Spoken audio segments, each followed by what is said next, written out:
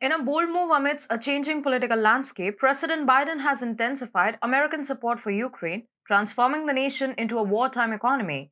This strategic decision comes amid growing opposition within the US, particularly among conservatives, to sending further aid to Ukraine.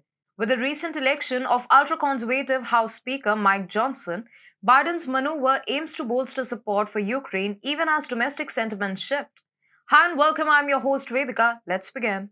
The White House is making efforts to justify ongoing support for Kiev by framing it as beneficial to the US economy. Concerns within the administration about losing the messaging battle on Ukraine led aides to distribute talking points among Congress members willing to allocate funds to Kiev. These points emphasize that the new funding request, totaling $105 billion, not only supports the US military industrial complex, but also aids in expanding production lines, strengthening the American economy, and creating new American jobs. President Biden's administration submitted this request to Congress to cover the security needs of Ukraine, Israel, Taiwan, and address the situation on the US Mexico border. The proposal followed the removal of Ukraine aid from a funding bill earlier to prevent a government shutdown. However, these efforts have faced criticism from Republicans who accuse the White House of lacking strategic vision and accountability. Biden's comparison of the Ukraine conflict to World War II highlights the administration's narrative, emphasizing the role of patriotic American workers in building the arsenal of democracy and serving the cause of freedom. Despite opposition, the White House continues to push for financial support, aiming to align the aid with economic benefits for the US, further shaping the discourse around the issue.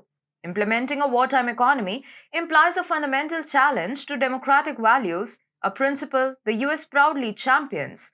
In a sense, it involves a drastic transformation where essential industries and resources are placed under heightened government control.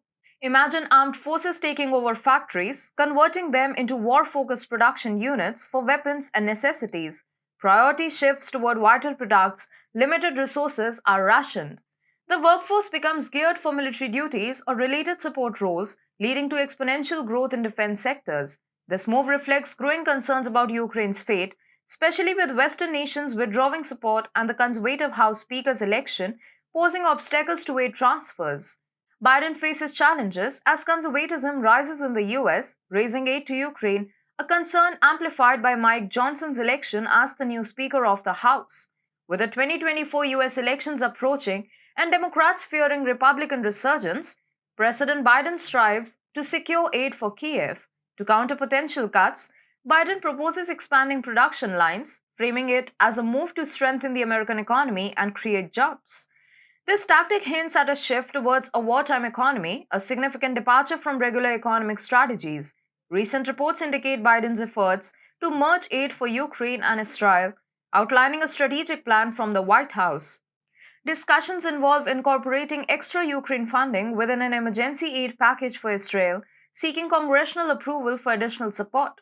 These maneuvers reflect Biden's strategic responses amid shifting political landscapes, aiming to ensure continued aid to Ukraine while navigating complex domestic and international dynamics.